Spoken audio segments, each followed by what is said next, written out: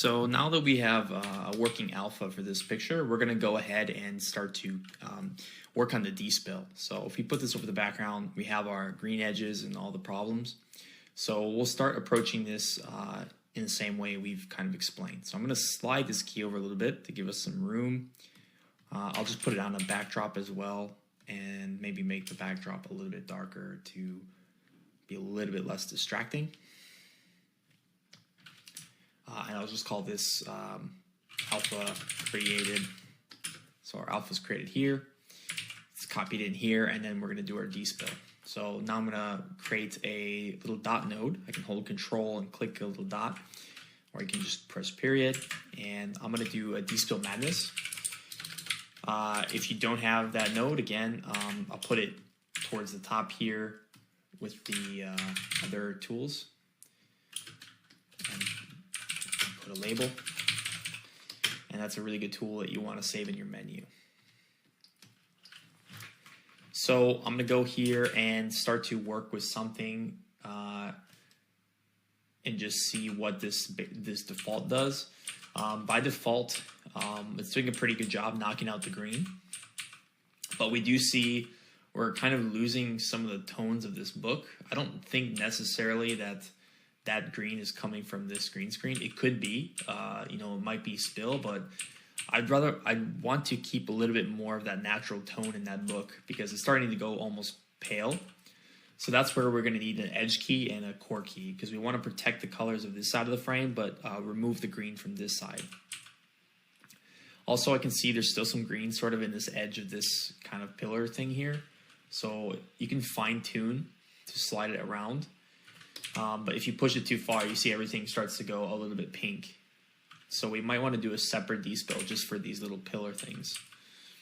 And that's probably what I'll do. So I'm going to create a separate despill here. So that will be kind of our edge despill. And this one will be sort of our core despill. So I'm going to look at this one.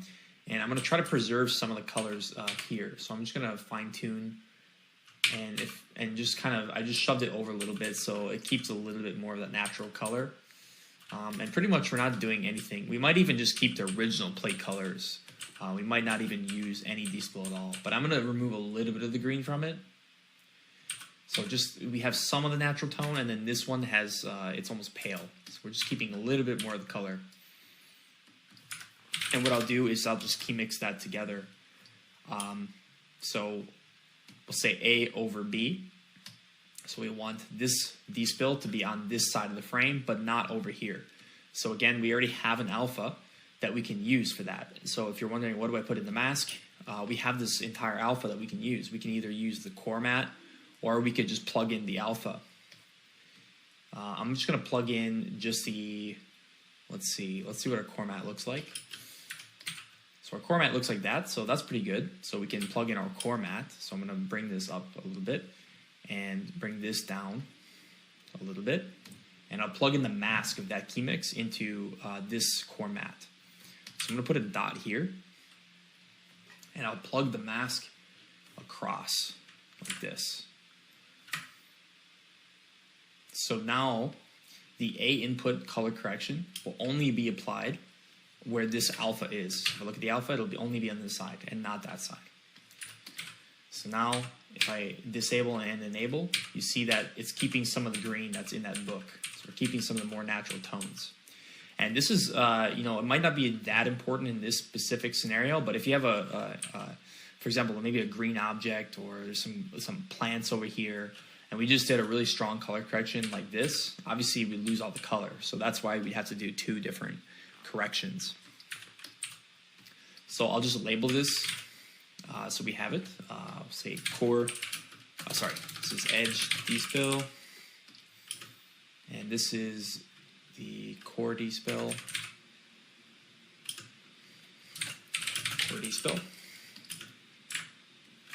and yeah, so that's pretty good. And now let's just take a look after the pre-multiply. So we still have all these gray edges. We're going to have to do something about that. And if we look at the background, maybe that's not working so well for this area. So let's try to fix that. So we could do another despill. I'll just go up here. We could either do the luminance thing that I showed you guys in the previous one, or we could just do some darker despills in these areas. So for example, even if I just turned off restore source luminance, that might actually help a lot if I just turn that off in our edge despill. And then we can take a look and just see what that looks like. So even that has actually helped us out quite a bit. Although we are starting to, we get an opposite problem where we get some dark edges around. Well, this is not working very well for the despill. You see we have some green stuff around the edges. And now we get a dark edge around the this lamp here. So if you see this dark edge, there's a couple of things it could be. It could be that you've unaccidentally pre-multiplied your image 2 times. So if I double pre-multiply, you always get this dark edge. So that's the first thing to look for if you have a really dark, obvious edge around all your stuff. The second thing to look for is that it might not be an alpha problem. It's probably a despill problem. So if I go to the edge despill and I turn back on that button, you see it's brightening that edge. But it's really not the right color. So we're really going to have to do a couple different despills to solve this.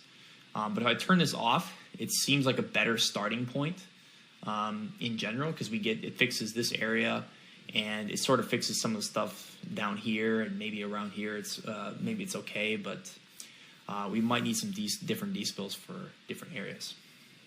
The first thing I'm going to do is kind of start to do a little bit of base integration on the background, because right now we have these like really dark areas of the blacks, and we see the plate, the darkest thing in our footage, is actually brighter than this background. So we don't want to start darkening our foreground to be this bizarrely pure black color. Actually, we want to bring that closer to our footage. Usually you want to match what your footage is giving you. So before I continue despilling, I'm going to adjust the background a little bit. So I'm going to go here and I'm going to place a grade node, and I'm going to select the black point. So I'm going to disable it.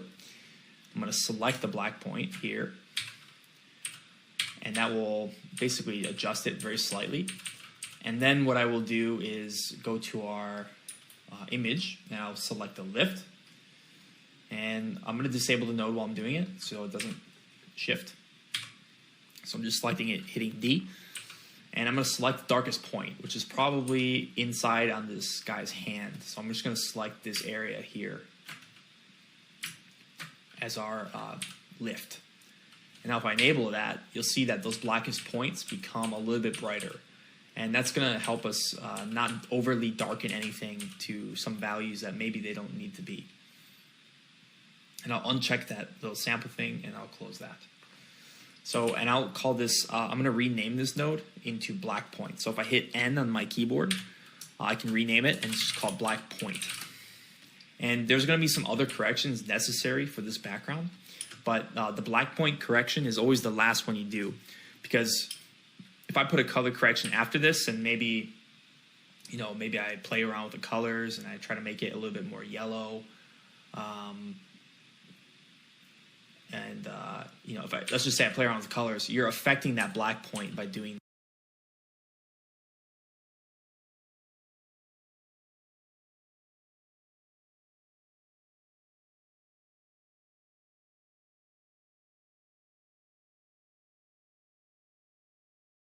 that. So maybe not so much, but it might affect it just a little bit, and maybe that's not what we want.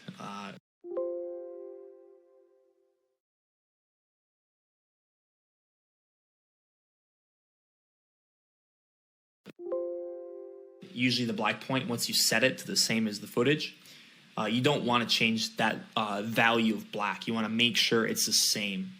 So I always put my color corrections before, and the black point will be the last color correction that I do.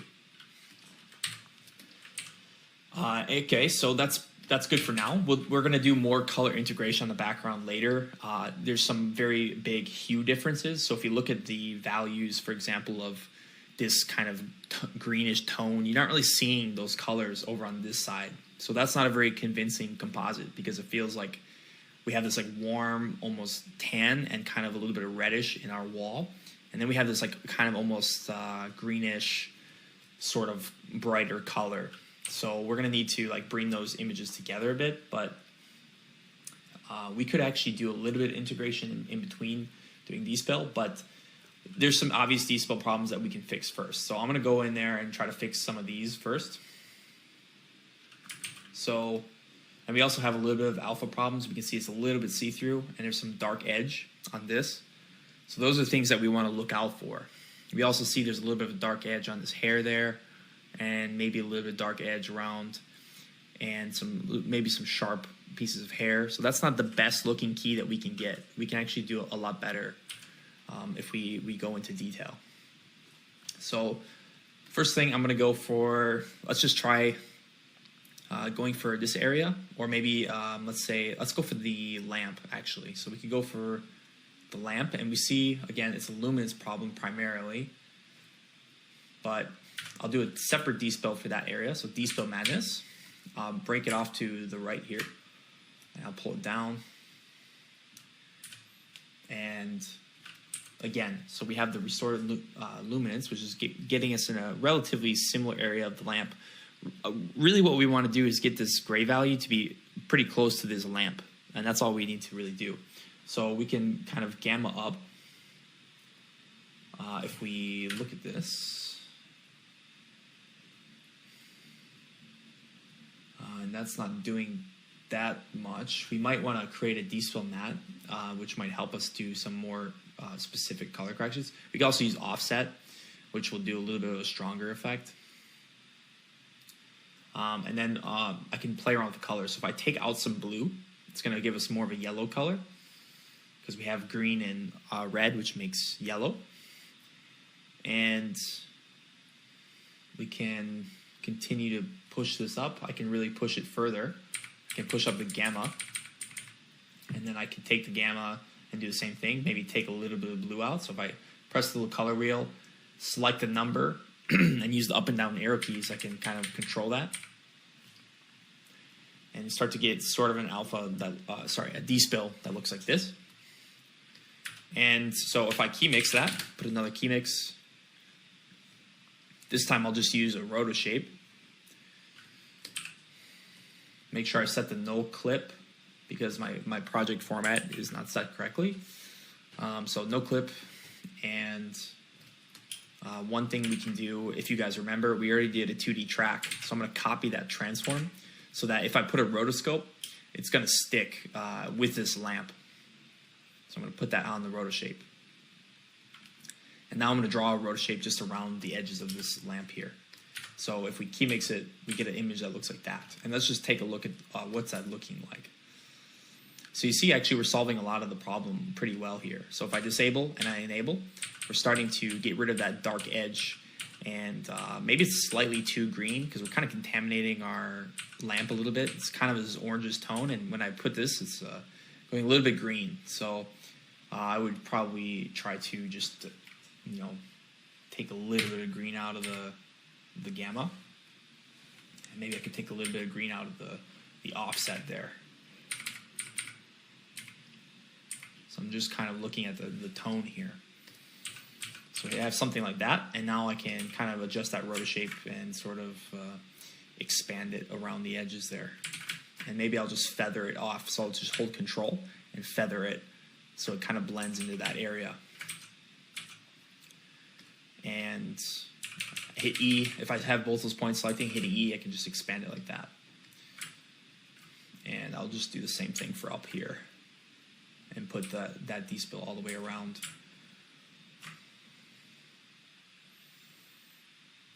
And I think that's pretty good. We don't really want to use it here, because if we use it over here, we get this kind of, maybe it's too bright of an edge. So it's working for our lamp, and that's a good Despill for that area.